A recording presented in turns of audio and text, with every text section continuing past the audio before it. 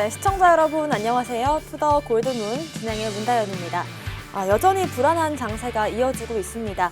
디지털 금이 맞냐라는 말부터 4년 반감기를 기준으로 들면서 2024년은 돼야 이제 다시 한번 불장이 올 것이다. 이런 말들도 나오고 있는 상황인데요. 두 분의 전문가님들과 함께 투자 전략 잡아보겠습니다. 먼저 코인 대통령님 어서 오세요. 네, 안녕하십니까. 네, 반갑습니다. 시장이 계속해서 이제 떨어졌다가 올라갔다가 계속 반복을 하고 있는데 아무래도 이 또 이제 전원이 감돌다 보니 굉장히 시장 자체에서도 안 좋은 움직임 계속 보여주고 있는 것 같습니다. 자, 그래도 지금 제가 저번 시간에도 한번 말씀드렸던 것처럼 이 전쟁이나 이런 지정학적 악재에서는 가장 또 그래도 프리한 게 또 이제 코인이 아닌가라고 판단이 되고요. 그렇기 때문에 또 시장은 다시 한번 반등을 할 것이고 그때까지 또 우리 투더 골드문 함께 하시면서 이제 수익적인 부분들 그다음에 가격방어할 수 있는 부분들 다 알아갔으면 좋겠다 이렇게 말씀드리도록 하겠습니다. 네, 코인 트레이너님 모셔보겠습니다. 어서 오세요. 네, 반갑습니다. 코인 트레이너 전문가입니다. 어제 이제 지정학적 이슈에도 불구하고 나스닥이 잠깐 양전을 했음에도 불구하고 약간 음전으로 마무리하는 이런 모습을 보여주었습니다. 거기에 있어서 우리 비트코인 어제 33만 8천 달러 선을 이제 강하게 뚫어주고 잘 유지하나 싶었는데 조금 전에 잠시 전에 약 30분 전에 잠깐 3만 8천 선을 잠깐 내주고 지금 살짝 조정이 받는 이런 모습 보여주고 있습니다. 제가 아직 아무래도 전쟁이라는 정말 큰 이슈, 지정학적 이슈가 남아있기 때문에 조금 불안한 장세 보일 수밖에 없다는 거 조금 참고하시면 좋겠고요. 이런 장세에서 어떻게 내 알트코인 관리할지 오늘 투더 골드문 시청해 주시면서 잘 전략 세워보시면 좋겠습니다. 네, 불안한 장세가 계속해서 이어지고 있습니다. 코인 이슈들부터 체크해 보겠습니다. 코인 이슈 흑과백, 먼저 악재부터 살펴볼게요. 코인 대통령님. 악재 시간인데 또 악재가 많이 없어요. 또 그러다 보니까 아무리 찾아봐도 악재라고 할 만한 기사 같은 경우에서는 전운 때문에 비트코인 빠졌다, 암호화폐 시총이 몇 조가 날라갔다 등등 이 정도밖에 없고 솔직히 저보다도 더 잘 아실 거라 생각이 들어요. 계속해서 뉴스라던가 아니면은 기사들 이런 것들만 봐도 이 전운에 대한 계속 어떤 푸틴 대통령에 대한 이야기들 이런 것들만 나오기 때문에 그리고 어딜 가도 그 이야기밖에 안 나오죠. 푸틴의 러시아의 배경이라던가 왜 그렇게 또 총정리 이런 게 있는데 그래서 저는 굳이 그런 얘기 하지 않겠습니다. 그래서 우선은 악재 그렇다고 해서 그것 빼고는 악재가 있냐 없냐 봤을 때는 없어요. 악재가 딱히 없는데 이 시장이 좀 이제 빠지고 있는 거에 대해서 좀 말씀을 드리려고 해요. 이 시장이 왜 빠지고 있는지에 대해서도 말씀을 드릴 거고 이 시장이 왜 지금 현재는 빠질 수밖에 없는지 이거에 대해서 좀 말씀드려보도록 하겠습니다. 자, 우선 이 암호화폐 시장 나타난지 이제 시장이 앞으로 이제 물 수면 위로 올라온지 불과 몇 년 되지 않았습니다. 몇 년 되지 않다 보니까 시장이 급격히 상승을 했어요. 상장을 했어요. 성장을 했습니다. 죄송합니다. 예, 성장을 했어요. 자, 성장을 했는데, 자, 이런 급격히 성장하는 시장의 문제점들이 많습니다. 자, 어떻게 또 이제 문제점이 있고, 어떻게 또 성장을 했는지 말씀 드려보겠습니다. 자, 일단은, 디파이 시장이죠. 예, 디파이 시장이 매년 20배에서 30배 정도가 계속해서 성장을 하고 있다. 엄청난 성장률이죠. 20배, 30배는. 엄청난 성장률인데, 자, 2020년도였어요. 20년도에서는, 6억 3천만 달러 정도의 디파짓이 있었다면, 작년 같은 경우에서는 180억 달러까지 치솟습니다. 그리고 올해 디파짓이 얼마까지 올라가느냐? 2,400억 달러까지 디파짓이 올라가 버립니다. 자, 디파짓이 올라갔다라는 것은 시장 자체가 성장을 했다. 엄청나게 성장을 하고 있다라는 겁니다. 자, 그럼 이런 엄청나게 급격하게 성장하는 시장의 과연 문제점은 무엇이냐? 자, 이런 것도 봤을 때 뒤따르는 문제점들이 굉장히 많아요. 첫 번째적으로 기술적인 문제, 그 다음 커뮤니티적인 문제들, 그 다음에 법률 문제는 저희가 다뤄봐야 의미 없으니까 일단은 기술적인, 그 다음에 커뮤니티적인 문제들 이 두 가지만 놓고 한번 설명을 드리도록 할게요. 일단 기술적인 문제가 가장 크게 뒤따르겠죠. 갑자기 급격히 성장을 합니다. 자, 기업을 예를 들어 설명을 드려볼게요. 기업을 설명드리는데 예를 들어서 저랑 제가 기업을 하나 설립을 했습니다. 근데 갑자기 급격히 성장을 해요. 제가 예를 들어서 이런 휴대폰을 하나 만들어서 파는 그런 기업이라고 칩시다. 자, 제가 이 휴대폰을 만들어서 파는데 홍보도 안 될 뿐더러 그리고 지금 현재 시장을 장악하고 있는 기업들이 많기 때문에 제가 그 시장으로 진입을 하기 위해서는 엄청난 마케팅 비용과 그다음에 이 제품을 그 제품들보다도 차별화되고 그다음에 뭔가 강점이 있어야 되겠죠. 이런 것들이 있어야 되는데 그거에 대해서 엄청난 기술적인 투자 부분들 돈이 엄청나게 들어갈 겁니다. 자, 그런데 제가 뭐 그런 투자도 막 하겠지만 뭐 어떻게 저렇게 해가지고 갑자기 대박이 나요. 그리고서는 막 연매출이 막 갑자기 막 1년에 막 갑자기 100억이 나오더니 그 다음에서는 500억이 나오고 그 다음에 갑자기 막 1000억, 2000억, 3000억 갑작스럽게 성장을 해 나갑니다. 자, 그럼 그 기업의 내실은 튼튼하겠느냐? 라는 거죠. 뭐 사업이 처음이다 보니까 뭐 재무적인 부분들, 그다음에 뭐 세금에 대한 부분들, 그다음에 어떻게 또 운영을 해 나가야 되는지, 그다음에 직원 관리 부분들, 저는 한 두 명이서 이제 막 시작을 했는데 갑자기 한 3년 사이에 직원이 300명으로 늘어나고 이렇게 하다 보니까 직원 관리들도 힘들어지고, 자, 이런 기술적인 문제들이 굉장히 많이 나타날 수 있다는 겁니다. 자, 그리고 이제 신제품도 내놔야겠죠. 제가 이 핸드폰을 만들어서 파는데 이거에 대해서도 이제 또 다음 버전이 있어야 되고 그다음에 신제품이 있어야 되는데 기술적인 투자 부분들 이런 것들도 한계에 부딪힐 수 있다라는 겁니다. 자, 그렇기 때문에 시장이 급격하게 상승을 하다 보면 분명히 한 번씩은 계속 떨어진다는 거예요. 지금 암호화폐 시장 그렇다는 겁니다.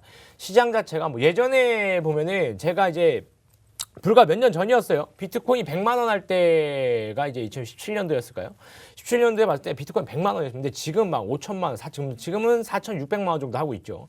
자, 그러다 보니까 그때 당시만 하더라도 지금이랑 똑같죠. 뭐 이렇게 하다 이렇게 클 줄 몰랐고 지금 올라가다 보니까 여기서 또 떨어져야 되는가, 또 어떻게 또 발전을 해 나가야 되는가. 비트코인 지금 뭐 발전이 없다 보니까 그러다 보니까 이제 가격이 올라가다 떨어지고 다른 코인들 마찬가지입니다. 다른 코인들도 지금 끝까지 쭉쭉쭉 올라가다가 갑자기 한번 빵 떨어지고 나서 다시 올라오고 또 떨어지고 다시 올라오고 하는 부분들이 바로 이 기술적 문제에 부딪히면서 이 가격이 적정한가? 라는 거에 대한 투자자의 심리가 작용을 하죠. 그러다 보니까 이런 뭐 전쟁 이슈에 대해서도 갑자기 확 떨어져 버리고 그런 움직임들 많이 보인다는 거예요. 자, 기본적으로 저희가 저번에마도 말씀드렸지만 전쟁이 발발했을 때 가장 이제 또 성장을 해야 되는 게 암호화폐입니다. 그죠? 금이 올라가면 안 돼요.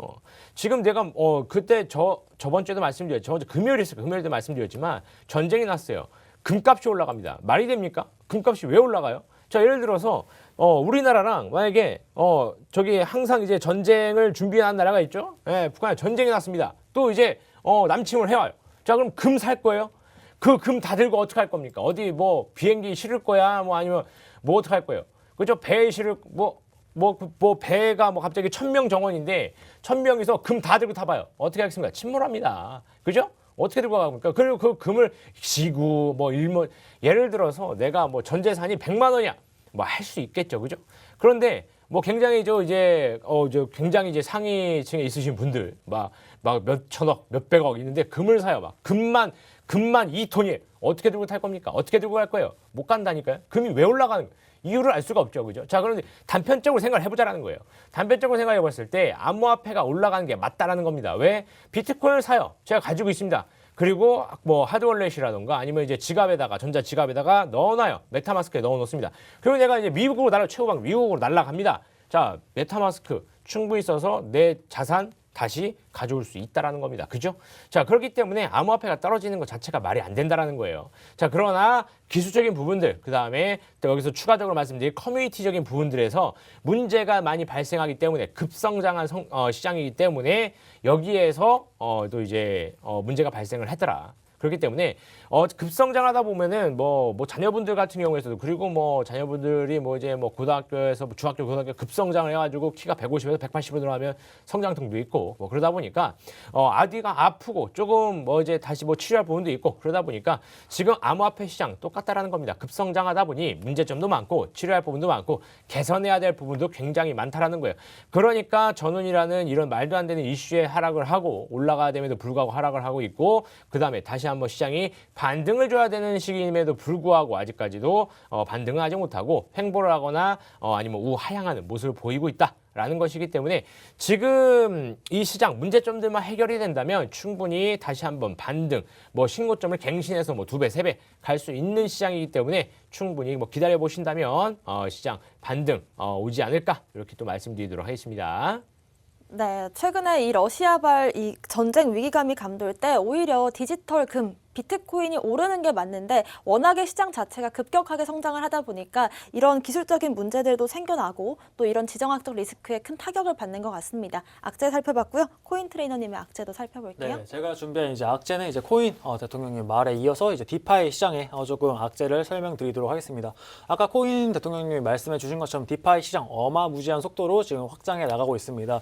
이 디파이 시장 아까 말씀해 주신 것처럼 2,400억 달러 규모의 이제 규모로 굉장히 커졌는데 이 중에서 우리나라에서 만든 이제 테라 관련해서 조금 얘기를 해보도록 하겠습니다. 이제 테라 코인이죠. 우리가 쉽게 알고 있는 뭐 루나 코인도 있고 우리가 이제 앵커 프로토콜이라는 것도 있습니다. 이제 테라가 얼마 전에 이제 작년 2021년 결산을 하고 거기에 있어서 자신들의 이제 자산 규모를 밝혔는데 자산 규모가 786억 달러 정도 된다고 합니다.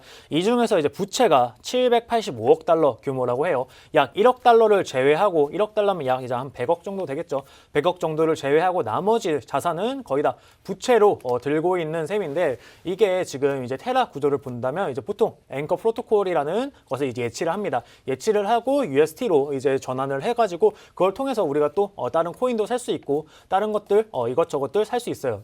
우리가 앵커 프로토콜을 스테이킹을 하게 되면 보통 스테이킹을 하면 그 이제 자산을 쓰지 못하는 이런 단점이 발생하는데 이제 테라 같은 경우는 굉장히 높은 이율도 주고 약 20% 이상의 연 이율도 보장해 주면서 이 스테이킹한 이제 락업 기간도 없이 이 스테이킹한 맡긴 자산도 조금 유동화할 수 있는 이런 서비스를 제공했기 때문에 지금 굉장히 빠른 속도로 이제 성장을 할 수 있었던 그런 성장 동력이 되었는데요.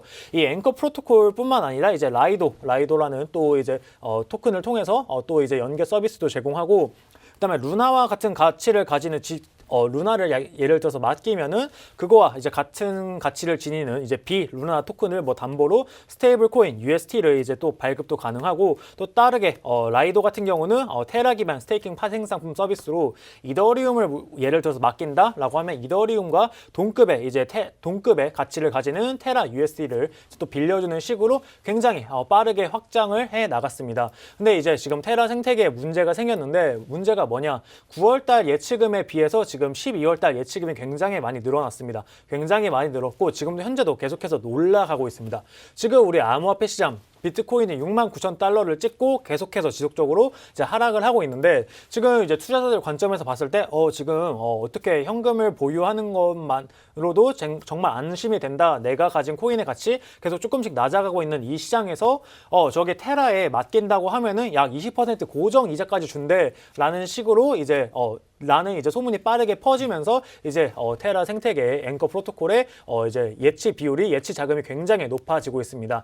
예치 자금이 높아지면은 이제 테라 입장에서는 20%의 고정 이제 수익을 보장을 했기 때문에 여기에 있어서 이자 비용을 지급해 줘야 되는 이런 문제가 발생합니다. 만약에 상승장이고 테라의 가치 계속 오르고 루나의 가치 계속 오른다면은 이제 테라 재단에서도 이자를 지급하는데 별 문제가 없겠습니다. 하지만 지금 이제 코인들이 대부분 지금 하락세를 보이고 있고 코인 가격에 많이 빠지고 있는 이런 상황에서 이자 지급에 대한 이게 의구심이 많이 제기되고 있는 상황이고요. 이 이자 지급에 대해서도 지금 테라 측에서 최근에 450만 달러 미화를 이제 이자 지급 예치금으로 충당을 했습니다. 충당을 했다는 게 뭐냐? 지금 이자 지급 시스템에 조금 문제가 생겼고 여기에 있어서 기존의 테라 생태계만의 자금으로서는 조금 힘이 들기 때문에 일단 예치를 했고요. 지금 손익 분기점을 계산을 해본다면 약 40주 정도 후에 지금 이제 충당한 비용을 이제 뽑아낼 수 있는 걸로 이제 계산이 돼가지고 지금 충당을 하고 있는데 일단 지금 이 문제점을 지금 해결하기 위해서는 일단 테라 입장에서도 스테이블 지금 앵커 프로토콜의 이제 대출 금리를 조금 낮추거나 수익률을 조금 낮추는 식으로 지금 조정을 해야 되는데 지금 이미 파생된 굉장히 많은 프로젝트가 되어 있죠. 그리고 이렇게 만약에 낮추게 된다면 지금 이제 다른 사람들은 20% 고정 수익을 믿고 예치를 이만큼 했는데 만약 예치금을 낮춘다? 자금의 이탈 확률이 굉장히 높아집니다. 이렇게 높아지게 되면은 이제 테라 생태계 자체에 문제가 생기게 되고 테라뿐만 아니라 테라의 매출, 생태계 자체의 축소 그리고 루나의 가격이 또 흔들리는 이런 연쇄적인 악용이 악순환이 조금 이어지게 될 것 같습니다. 이러면서 이제 언패킹 리스크가 이제 조금 발발이 되었는데요. 언패킹 리스크라고 보면은 소위 우리가 말하는 부동산 갭 투자랑 비슷합니다. 어떤 사람이 예를 들어 우리 부동산 시장에서 1,000만 원만 있으면은 1,000만 원을 담보로 나머지 아파트를 담보로 대출을 하고 그 아파트를 또 담보로 더 큰 아파트를 대출하고 더 큰 아파트 이렇게 계속 연쇄적으로 큰 아파트를 대출하는데 내가 이제 투입한 초기 자금은 1,000만 원밖에 되지 않습니다. 만약에 이게 지금 계속해서 가격이 오르면 문제가 없겠지만 만약 부동산 가격이 하락을 하게 되면 이제 연쇄 파쇄적으로 이제 부도가 나는 이런 현상이 발생하게 되는데 지금 디파이 시장에서도 같은 현상이 일어나고 있습니다. 제가 앞서 말씀드린 테라 스테이블 코인의 앵커 프로토콜을 담보로 USD를 빌려서 그걸로 뭔가 코인을 사고 근데 그 코인의 가치가 오르면 상관없습니다. 그 코인의 근데 가치가 낮아진다? 그러면 또 이자 지급에 있어서 이자가 밀리게 되고 이런 악순환의 고리가 계속해서 무너지는 이제 언패킹 리스크가 발발이 되는데 이런 부분에 있어서 디파이 시장에서 이렇게 고정 수익을 조금 예상치 못한 하락장에 있어서 고정 수익을 예상치 못하고 지급을 확정적으로 하는 이런 것들은 조금 개선해 나가야 될 부분이 있는 것 같습니다.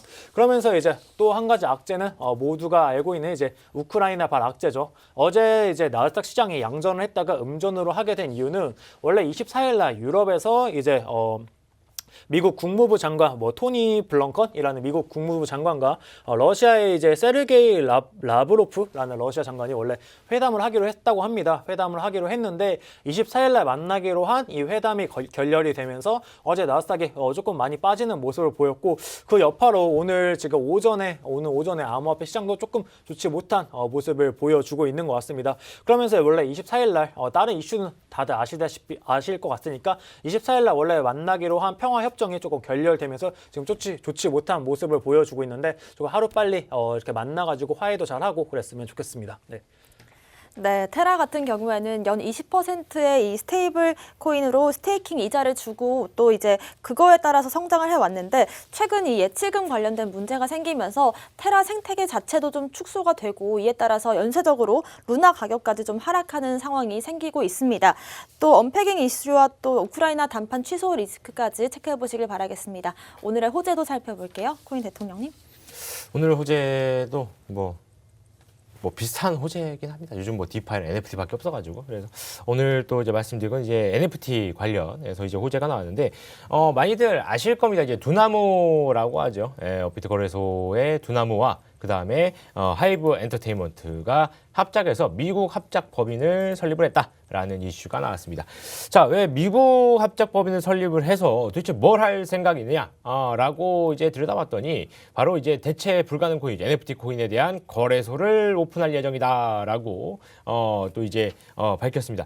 자, 우선 이 해외 합작 법인 같은 경우에서는 갑작스럽게 만든 건 아니고 작년부터 조금 예정은 되어 있었습니다. 22년 상반기에 가서 법인을 설립하고 거래소 해야겠다라고 이야기가 계속 나왔었어요. 그런데 좀 빠르게 진행이 된 것 같습니다. 1분기에 해버린 거 보니까요. 그래서 일단은 법인은 설립이 됐어요. 법인은 설립이 됐고 아직 거래소는 오픈이 되지 않았는데 자 여기에서도 이제 한번 봤을 때 굉장히 NFT 하죠. 요즘은 대체 불가능 코인이 어떻고 그다음에 많은 이제 유명 브랜드들도 이제 NFT 쪽으로 이제 넘어가고 있고 그다음에 굉장히 요즘 수익률도 좋고 그다음에 NFT가 굉장히 또 이제 미래 가치에서 또 으뜸이다 등등등 말이 많이 나오고 있죠. 자 그렇다 보니까 계속해서 호재는 NFT 쪽으로만 나오고 있고 가격 상승 또한 수익률 또한 NFT 쪽으로만 나오고 있는 모습을 보여줍니다. 자 그래서 지금 봤을 때는 두나무, 업비트 거래소를 운영을 하다 보니까 당연히 거래소 운영이 이들에게는 메인 주무대 아니겠습니까? 그러다 보니까 이제 NFT에 대한 거래소를 오픈을 하겠다. 좋은 시도입니다. 그리고 저도 되게 흥미롭게 좀 지켜볼 것 같습니다. 자, 그래서 이런 NFT 코인 예전 같은 경우에서는 불과 저번 주 저번 달만 했어도 코인에 대한 어떤 그런 아니면 NFT 코인 내부에서의 어떠한 그런 매매들 이런 것들이 줄을 잃었다면 지금은 또 이제 새로운 방향으로 또 나아갔죠. 거래소 오픈. 자, 이런 것들을 봤을 때 NFT에 대한 다양한 사업이 계속해서 전개가 될 것으로 예상을 하고 있습니다. 다른 게 뭐가 더 있을까라고 하지만 지나다 보면은 굉장히 우리가 생각지도 못한 것들이 많이 나옵니다. 그죠? 예. 그래서 NFT 같은 경우 이 지금 거래소 같은 경우에서도 계속 NFT 했지만 거래소를 생각하지 않았어요. 그죠? 그러나 거래소라는 분들 거래소를 생각하고 미국에도 합작법을 세우고 또 이런 진행 과정을 또 보니까 앞으로 계속해서 NFT 그다음에 뭐 추가를 한다면 메타버스 같은 경우 이렇게 또 계속해서 새로운 사업 방향으로 진출을 하겠구나라고 또 생각이 들죠. 그런데 여기서 또 이제 하나 간과해서 안 되는 게 바로 이제 해외로 나간다라는 겁니다. 이 블록체인 사업 자체가.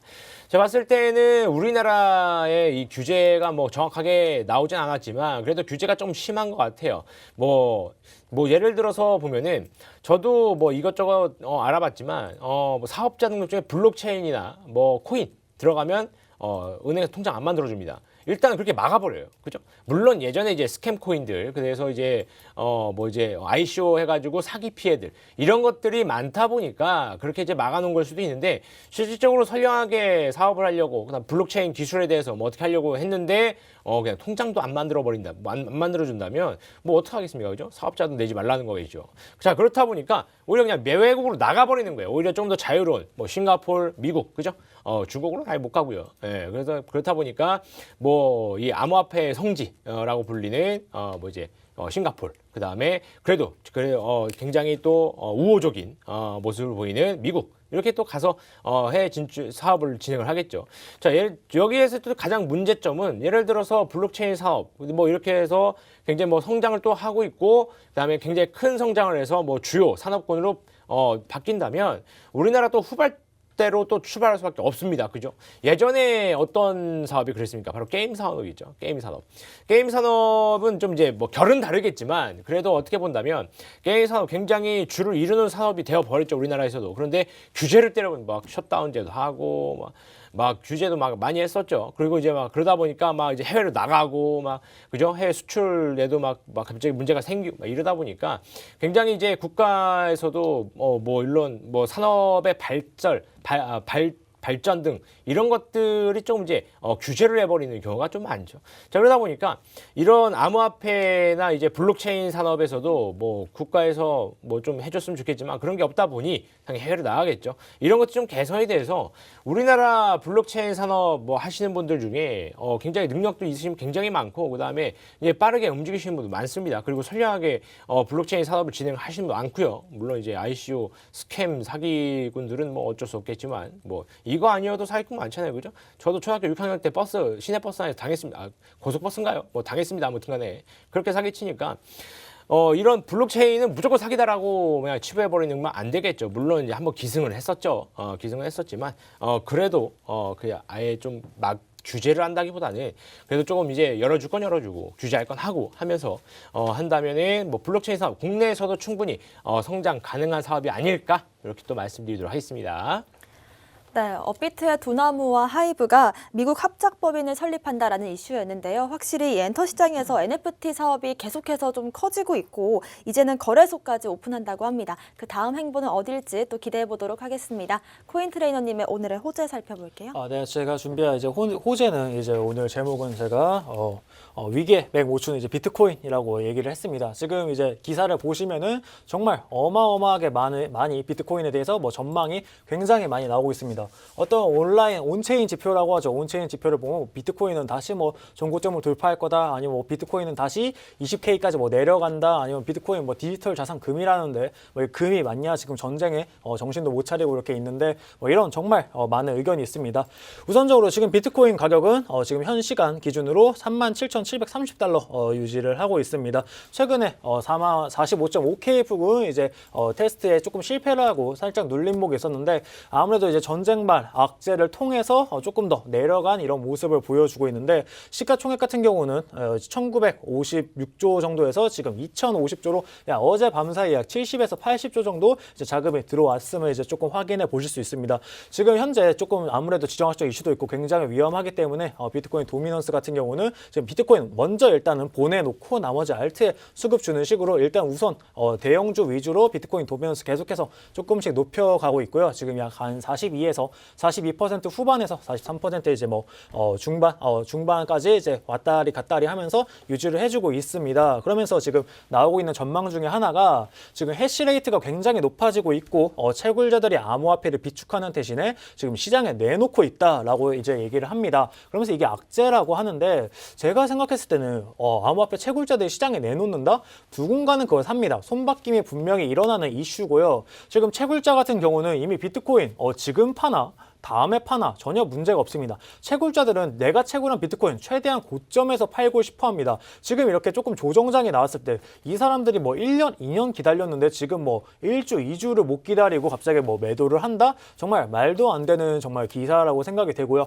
해시레이트가 계속해서 올라가고 있다. 앞으로 공급이 줄어든다라는 의미인데 그 공급의 주체가 공급이 앞으로 줄어들 것을 아는데 저 더 낮은 가격에 판다? 지금 원유 같은 경우 어떻습니까? 공급이 줄어들고 있죠. 계속 휘발유 가격 올라가고 있어요. 많은 분들 힘들어 하십니다. 이런 거에 있어서 러시아가 지금 공급을 더 줄여서 가격을 더 높여서 더 비싼 가격에 팔려고 하지 굳이 그렇게 싼 가격에 팔 필요가 없습니다. 그리고 만약에 팔면은 우리 기관 같은 경우 계속해서 매수가 지금 들어가고 있다는 점 확인해 주시면 좋을 것 같고요. 비트코인은 지금 어제 같은 경우 약간 좀 나스닥과 디커플링 돼서 움직이는 이런 모습을 보여주기 시작했는데요. 완벽하게 디커플링 돼서 움직인다면은 다시 한번 상승할 수 있다는 거 지금 차트를 보면서 한번 말씀해 드리도록 하겠습니다. 우선 비트코인 차트 한번 보도록 하겠습니다. 비트코인 차트 보면은 길게 우선적으로 쭉 올라가다가 추세 이탈이 한번 일어났습니다. 이 부분에서 추세 이탈이 일어나고 난 후에 노란색으로 보여드릴게요. 네, 일어나고 난 후에 다시 한번 이 부분 올라왔습니다. 그리고 여기 69,000에서 하락을 시작하고 나서 보시면 여기 매물대 하나, 그리고 여기 매물대 하나, 그리고 추가적으로 여기 매물대인데 지금 최근에 저항 부딪힌 구간이 약 52,000에서 45,000 정도 여기 사이에 지금 매물대에 저항을 부딪혀 있습니다. 이 라인에 지금 저항을 부딪히고 나서 조금 내려온 모습을 보여주었는데요. 지금 최근에 동향을 보면은 피보나치 되돌림으로 한번 봐보도록 하겠습니다. 피보나치 되돌림으로 한번 보았을 때 잠시만요. 네. 네, 일단은 비트코인 차트 분석을 통해서 나스닥과 어떻게 디커플링이 됐는지 또 체크를 해주신다는 거죠? 네, 차트 분석을 보았을 때 지금 현재 추세 1.618 라인이 최근에 우리의 강한 지지 라인이었죠. 원래 여기 이 부분에서 이제 삼각형으로 엔딩 다이고널이 나와주면서 이제 하락을 끝냈어야 되는 게 이제 기술적 관점에서 맞는데 지금 조금 길게 파동이 나왔습니다.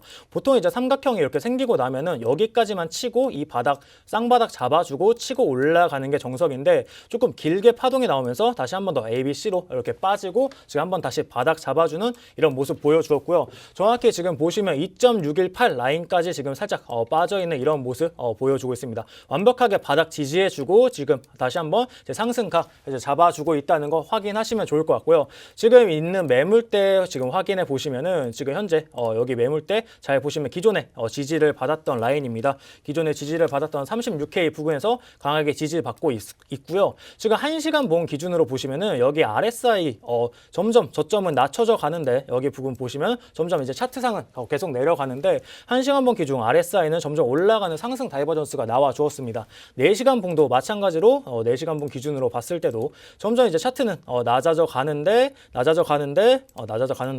RSI는 올라가는 이런 상승 다이버전스가 나왔기 때문에 지금 다시 한번 비트코인이 잘 상승해 주고 있고요. 이런 추세 이어가 준다면은 지금 한번 다시 이 매물대에서 조금 매물 소화해주고 충분히 상승할 수 있는 여력 충분하다고 말씀드리겠습니다.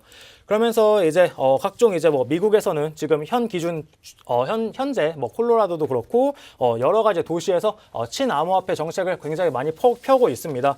콜로라도 같은 경우도 각종 세금을 비트코인으로 받겠다. 최근에 뉴욕 같은 경우도 뉴욕 시장이 월급을 비트코인으로 받는 등 이렇게 굉장히 많이 암호화폐 호의적인 모습을 많이 보여주고 있고요. 확실히 중국에서 미국으로 주도권이 넘어갔다는 거 확인하실 수 있습니다. 그러면서 이제 코인이 지금 저번 주에 우리 펀드들은 어떻게 지금 움직이고 있는지 한번 보도록 하겠습니다. 화면 한번 보면서 설명해 드리도록 하겠습니다. 우선 보시면은 지난주 21일 날 나온 이제 리포트입니다. 리포트 보시면은 지난주에 디지털 자산 펀드에 약 1억 9천만 달러가 순유입됐다는 거 확인하실 수 있습니다. 되었고요. 자산별로는 약간 비트코인에 약 한 이제 8,850만 달러가 좀 흘러 들어가고 있고 이더리움에는 살짝 매도세가 나왔습니다. 아무래도 제가 앞서 말씀드린 것처럼 지금 같은 장세에서는 조금 대형주 위주로 매수세가 조금 들린다는 거 확인하실 수 있으시고요. 이렇게 지금도 기관은 저번 주 같은 하락장에서도 계속해서 지속적으로 매수하고 있다. 우리 개미분들 지치지 말고 지금 조금 잘 버티시면은 조만간 좋은 장 반등해 줄 거니까 조금만 기다리시면 좋을 것 같습니다. 네. 네, 해시레이트가 계속해서 연일 최고치를 찍고 있는데요. 장기적인 관점으로 봤을 때 우리가 상승을 기대해 볼 수 있다라는 신호인 것 같습니다. 특히나 또 매물을 소화해 나가고 있고 36K 부근이 강한 지지 라인으로 보여지기 때문에 제시해 주신 차트 분석 보시면서 매매 전략 세워보시면 좋을 것 같고요. 또 지금 현재 기관들이 담고 있는 모습이 또 펀드 상에서도 잡혀 있기 때문에 여러분들 안심하시면서 투자하시면 좋을 것 같습니다. 코인 이슈 흑과백 살펴봤고요. 저희는 코인콕으로 돌아오겠습니다.